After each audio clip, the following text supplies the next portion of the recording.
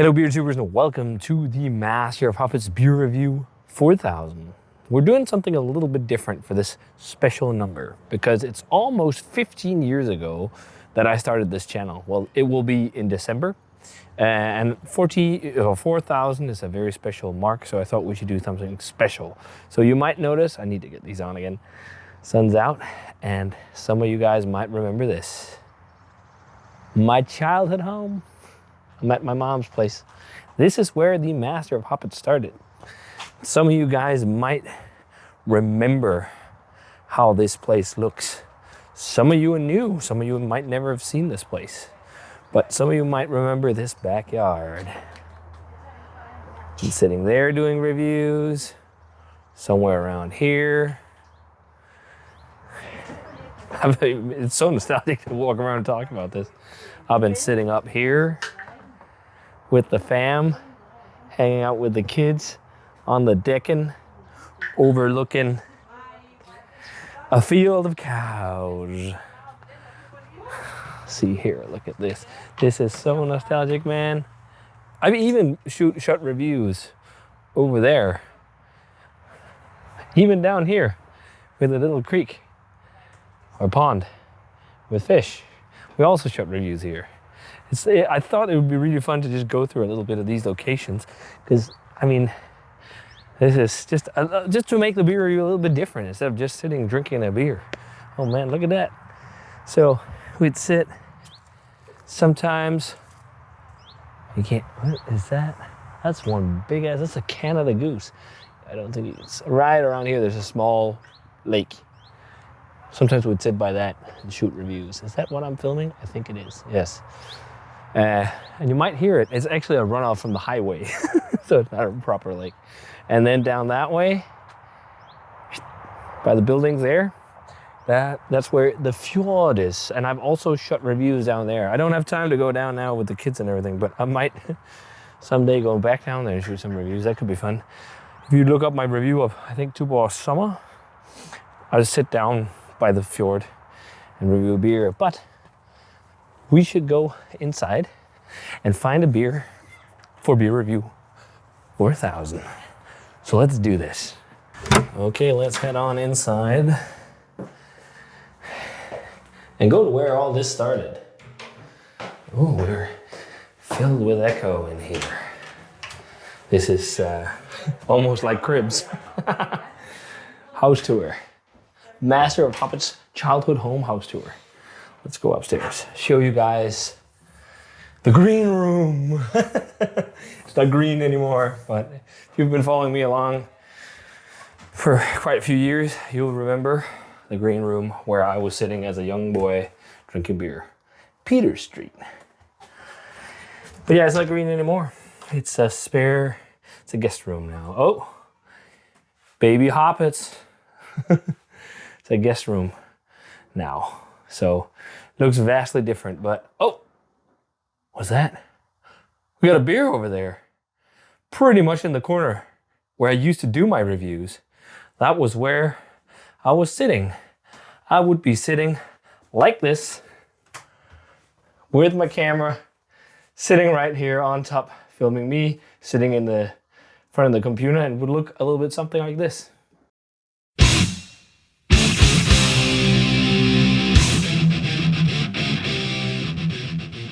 Hello YouTube, my name is Peter, and I am going to try and do a beer review for you. I've been tinkering a bit with the idea of making beer reviews for a while. After seeing a lot of different beer reviews on YouTube, I thought, hey, I would give it a go. And I like all you guys to just comment and just comment on anything, from lighting conditions, the review itself, just so I can know how to make the reviews better in the future, because I will probably be doing a lot of these, especially here in December, because at my local beer store I bought a Christmas calendar of beers, 24 different beers, and I haven't drunk a single one of them yet, and it's the 10th of December today, so I'm gonna try doing a lot of reviews in the fastest amount of time possible. And today it's the first beer of the calendar. It is from a Danish brewery called Kihoskh. It is a Schwarz beer from the brewery. It's called Kihoskh Winter. A very young Peter, not knowing much about beer, but luckily there was a beer here that we could try. I think we should review this, but I think we should go to the bar and try this. And this isn't just any old beer. This is the beer that made all this happen. This is the beer that got me into beer. So let's see how it is 15 years later. We're here in the basement, in the bar. The bar that the Jarl of Yeast built, my father. I've shot quite a few reviews down here back in the day. I thought the bar setting was fun to shoot reviews in. Jakob the Lord of Malt and I would stand down here a lot and do reviews, and I thought, let's film it down here instead of in a guest bedroom. So we're doing Beer Review 4000 today of the first craft beer, the first beer I ever drank that was not a macro lager, the beer that sparked my interest in beer. So you see a plethora of many things behind me. We got some weird hidden gems. That's just ornaments, like this old bottle of Carlsberg from the 60s. There's old Master of Puppet stuff. Nugner Dark Horizon 3rd edition. The Red Horizon version, the Sweet Horizon. My first ever commercially brewed beer. Danish Monster with the Celtic Experience. I still have a bottle of that at home, actually. And many other things. Some of the glassware I once in a while used. Some old Danish beer glassware. There's a lot of memories down here. So it's really fun to walk down here for the review. So we're drinking a beer by the Badger Brewery, the Hall and Woodhouse Brewery. The story behind me starting to get into beer with this one was that when I was a teenager, in Denmark, the legal drinking age is 16. So when you went to parties, you'd bring beers, pre-parties before the high school parties, actually. And in the beginning, I was just drinking what we had at home, what my dad drank. And I explored a couple different like lager options, macro lagers. And then one day I was shopping with my dad in the supermarket. I was like, that looks like a fun bottle. It looked vastly different than this. It was a smaller, shorter, brown, stubby bottle. The logo on the front was much more like a classic English pump clip, and it said Badger Golden Champion Ale, golden ale with hints of elderflower. And I was like, what is an ale? Like, I knew nothing. And I bought this beer, and I brought it to the party, and I was like, it was like one of those experiences where the world narrows down. You're like, holy shit. And I was like, wow, can this beverage taste like this? And then I became curious. And that started it all. So the hunt for beer, looking for beer, brewing beer. The reason why I have a career in brewing is pretty much because of this beer. It's so funny to think of that. So yeah, and it's been out of Denmark for a long time. And I was thinking of what to do for Beer Review 4000. Should I do some hype beer? No, let's do something a bit more personal and special. So I was trying to see if I could find this, and it was nowhere to be seen. But I found it online on Optimal, and they had a small selection of fresh bottles from June from the Badger Brewery or the Hall and Woodhouse Brewery. They're based in Dorset in the south of England, and I thought, let's give them a whirl. So I went through the web shop and bought some to have shipped home, and this was the one I wanted to use for Beer Review 4000 because it was my first, beer that was not mass produced. So, although I think this is brewed in large quantities, the artwork now is vastly different. It almost looks like the mouse here on the label. It almost looks like it comes from like the Fantastic Mr. Fox movie. This is a golden ale. It's 4.5%. It has hints of elderflower. They kept the logo the same. That's awesome. The classic Badger logo. It says, and the crowd goes wild. Only years of dedicated practice get you to the top of the podium. No one knows this better than our light but mighty golden champion. Bright, crisp, and floral, this winner of golden ale gets his refreshing nose from hops with hints of elderflower. Metal-worthy indeed, but unlike the vaulting harvest mouse, you won't have to bend over it backwards to enjoy it. And it's made with natural flavors. So I think they've always produce these beers with flavorings, some of them. The elderflower is a flavoring. There's Golden Glory, which I think is peach or something like that. It's a flavoring in that beer too. So, but this is supermarket British beer. And it was like me getting into craft beer. It was all about British beer in the beginning. All about British beer. So crystal clear in the glass. Decent level of carbonation. It's really hard to get the correct color in here because everything is so dim, but it is golden. Like I can't even, yeah, there we go. That's a bit better. It's a bit like darker shade than than a classic, golden ale. Some of them have these like slightly more rust orangey hues to it, but it's definitely golden. It's just really hard to see the true color down here. But it looks nice white head. Let's take out the aroma. It's so nostalgic to smell this stuff. Like, it smells so quintessentially English. This really tickles the member berries, the nostalgia. It reminds me of a simpler time where I was just cataloging all these beers, going to the wharf in Aalborg to try cask ale. It smells really nice. It's like floral. I don't know if it's specifically elderflower I'm getting, but it's vastly more fruity than a classic, beer that I was into in the past. So this fruitiness and the hops, I think that's why it stood out to me. Like, wow, this smells vastly different from anything I know. So it's fruity, floral, maybe elderflower. There's a touch of stone fruit, a little bit of a crackery maltiness. Smells quite all right. Let's try it. Cheers. Golden Champion for the first time in years.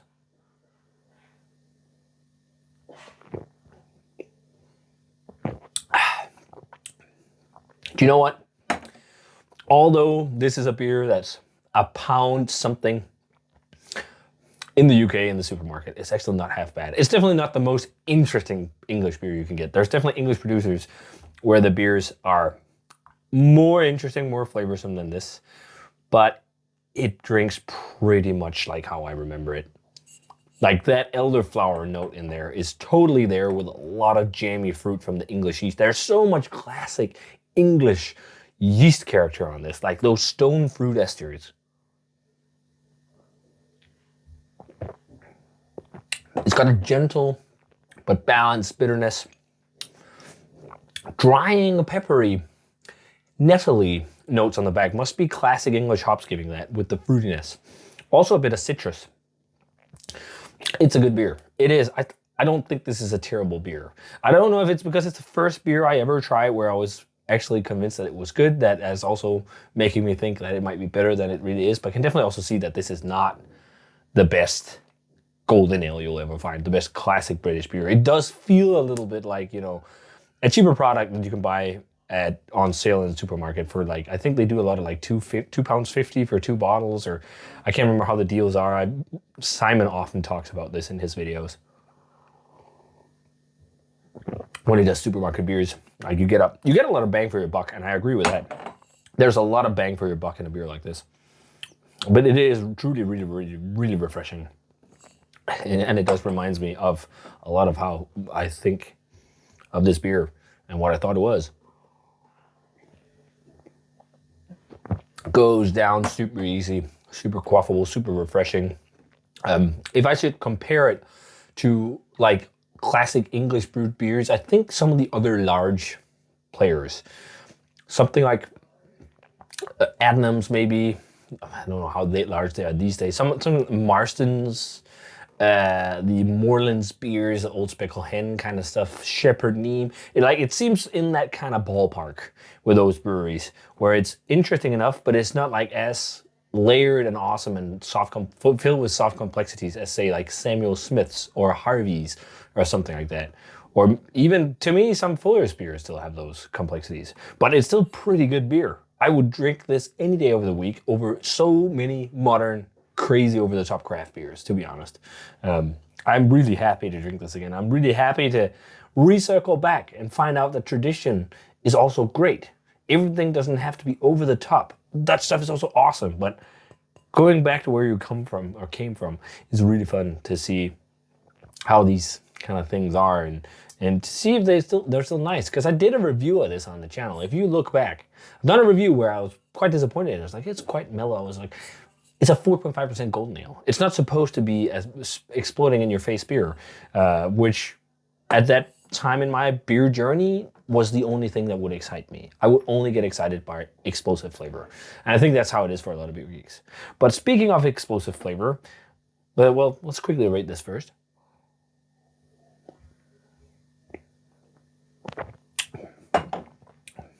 I might actually go straight 90 or 88, something in like the late 80s to a 90. It's really nice golden ale. I think it's quite refreshing. No flaws, no off flavors. I know some people, they have bottles, they talk about stinky notes. I've seen people talk about skunk, but they changed from clear bottles to now brown bottles. So I think it's You know, it's quite all right. When I just popped it, there was a whiff of sulfur I could smell when I poured it, but it's gone now. But this was how it started. And this is how it's going. So I wanted to share something with you guys without doing an actual review, because it's so weird to review your own beer. But I thought it would be fun to do like, this is where we started, master puppets, and this is where we're at. I went from being a casual beer drinker to a brewer working in a craft brewery and producing my own beers, my own recipes, everything, which is so crazy. And it's not, you know, not the path I was maybe thinking of taking originally. I mean, I was supposed to be a teacher, but that's not the case. So this is my newest conjuring at Bad Seed. We do fuzzy IPAs, we call them, which is hazy IPAs with New Zealand hops. And then we launched the No Fuzz series, which is West Coast IPAs, because no one gives a fuzz about West Coast IPA, because it's totally dead. This is the first one, and this series will feature single hopping, only one hop, but showcased through various different hop products. And this is with my all-time favorite hop, Nelson Sauvin. So this is a 77% West Coast IPA, double dry hopped with Nelson from Hop Revolution, Nelson from Freestyle Hops, Cryo hops from NZ Hops, Nelson Cryo, and then Cohia Nelson Sub-Zero Hop Key from Freestyle, which is a combination of passion fruit and Nelson Sauvin hops in an extract format, and it's 80 IBUs, but it's done in the modern method. People who don't understand the modern West Coast IPAs, they should drink more of them, because they're not about grapefruit, punchy, piney, crazy bitterness. They're about lean beers with hyper aromatic hop flavors and balanced bitterness that you get from using hop extract and cold whirlpools or first wort hop additions and things like that. This was packaged 4 days ago or something like that. So I've already tried this before. Oh, this is quite different than pouring the other beer. This was packaged, this is dry hop with over 5 pounds per barrel of hops. And what I love about this batch here, it came out crystal clear, golden yellow color. Jesus, what a difference. I mean, that's almost not fair. Like, wow, that smells really... Going from this Nelson banger to this now, this smells like Danish cereal called guldkorn, which is puffed oats, honey puffed oats. This is so much stinky fucking Nelson, man. Like, it's so dank, stinky, almost sweaty Nelson right now. So punchy, like, this is how I want my West Coast IPAs these days. So much fruity weed. And it's so tropical too, so much passion fruit. Like, you find out when you brew with hops and use a lot of different crops. You can layer with use one hop, use different crops, different suppliers. You can layer and produce different flavors. Because depending on when the hops are grown, when they're harvested, you'll get different flavors. Like, Nelson isn't always just white grape and gooseberry. It can be pineapple, it can be passion fruit, it could be like guava. It can be so many different things depending on where it's grown. And those kind of, so sweaty, those kind of nuances really, you know, come through here. This is fucking Nelson boners. This is a kind of beer I've been wanting to brew for so long, but I haven't had the opportunity to brew until I came to Bad Seed because of the amount of hops it requires. And to me, the end result is delicious. Like, holy crap, 4 days. Let's try it.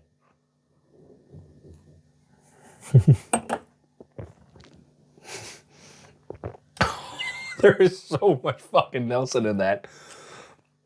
I am really proud of this beer. This and Poltergeist are my two proudest West Coast IPAs because they taste like what I love from the West Coast. This reminds me of drinking Slice, North Park, Shred, and it's taken me a while to dial it in completely, but I think we're starting to be there, really. It doesn't drink like 7%. It just goes down. It has this really saturated pop zing of Nelson that's so sweaty and dank. Like, this is Nelson boners for days. And then it finishes with a drying bitterness. And you're just like, oh, this is not that bitter. But it's bitter to 80 IBUs with extract. And what you get when you use extract, instead of just dunking in loads of pellets and stuff, you get a more clean, light bitterness. It feels so different in the mouth. And the reason why you do that is because you don't want to lose the flavor of all those fuck tons of hops you put in the dry hop. Because if you have a huge, addition all over the kettle, you'll get a lot of plant material flavor because you're boiling stuff. And that will, and also the bitterness with the plant material, everything, it's a totally different feel in the mouth, and that will detract from your dry hop. So all those awesome, delicate, fruity notes that we've learned from kind of hazy IPAs, they're lost. But when you do it like this is like the best canvas to showcase a hop, I think. Better than hazies, because this is unadulterated, pure Nelson flavor. The malt is so light, it's just crackery. This is Pilsner malt, wheat, and a dextrine malt for body. There's a touch of dextrose to help dry it out. This finished at like 2 Plato. It's more dry than our Pilsners. So it's like it finishes dry, the saturation dries out, and then you get the drying bitterness from the extract. It works in the same way as like the classic West Coast IPAs. It's just like more drinkable, and then you get more flavor profiles that you associate with the given hop used, at least if it's a single hop beer like this. There's so much fucking stinky Nelson. Now I'm getting cotton candy kind of grape vibes, like those sweet cotton candy grapes. And like there's a touch of herbal notes to it, almost like a little bit minty or something on the back. And it's that aftertaste is like pure sweaty fucking dankness, which is really nice. Long and bitterness going down. Like this is my favorite style of hoppy beer these days. I think it's banging, and I can see why a lot of people who are more into the classic West Coast don't understand it, but this is what's going on. This is what's really spreading all over California right now. Most, West Coast brewers also do beers like this now. Clear, awesome, golden, pale beers with loads of hops, where it's just like such a great showcase of the actual hop flavor, because there's like USO5, that's what I use here. If you treat that yeast right, you can get it as clean as like a lager yeast. Like some brewers I know also use lager yeast, but this is a beer I'm immensely proud of, and I think it's fucking dope. It's a Nelson banger. It's Nelson boners. If you love Nelson, I think you should try this beer. I think we're releasing it the week you're seeing this video at Bad Seed. But again, we are starting to have distribution now. We're a bit more in Europe. I think we just started in Norway. We got, what else did we got? We're starting up maybe soon. England, Spain, Holland, Germany, Sweden. We're starting to get out there more. But otherwise, I think I would love for you guys to drink this really. The big thing is also for these beers that I've been brewing. Like I've seen some people that follow me that's tried like Poltergeist Now, where it's like it was packaged in April, and I've been like, I understand why you're not super stoked about it, because that's not a fresh IPA. Drink them when they're like just released, because beers like this are always best fresh. And I think like you can source this. We don't ship to that many countries. We do ship to some on our webshop, but you can have a look. But a shop like Kihoskh, I think they ship all over Europe, and they get stuff. They usually get our beers, like every single beer we release. But I really wanted to speak about this beer because I'm so stoked about it. I think it's I think it's my best single West Coast IPA. The first I made at Bad Seed was Slice of Sunshine, and that was the start of these modern West Coast beers. I like this more, but just because it's Nelson Town and it's so much Nelson, which I love. So we're not gonna rate this, but I can tell you I'm just really fucking stoked about it. You can probably sense that. But let's jump back here and see how this is now. Vastly different, but still really nice. More floral, more like crackery, as I said, like it's a bit more rich in the malt now, but that's also very light in the malt. But yeah, I thought this would be fun, comparing these two beers. Not comparing them, but start taking where Master of Hoppet started and going to where we're at now, which is just nuts. But hope you guys enjoyed this video. Quite a different review. I thought we should do something different for a beer review. 4,000 and almost 15 years doing beer stuff on YouTube. So I hope you enjoyed it. I think you should for sure check out Badger's Golden Champion if you can. If you want to try the first craft beer I ever had, try and see if you can get some. And again, definitely try and get some of my No Fuss Nelson, because I think that's really good. It's one of the best beers we've done at Bad Seed. That's a single IPA, I think. But I'm also fucking such a sucker for Nelson. So if you guys had a chance to try either of the beers, please let me know. And as always, remember to comment, subscribe, check out the Facebook fan page and Twitter and Instagram. Give the video a thumbs up if you enjoyed it, and ring the bell for future notifications about videos. And I want to say cheers. Oh, what should I pick? In both. And see you guys in another beer review. And thanks for 15 years following my journey in the beer industry, really. Cheerio, and thanks a ton for watching.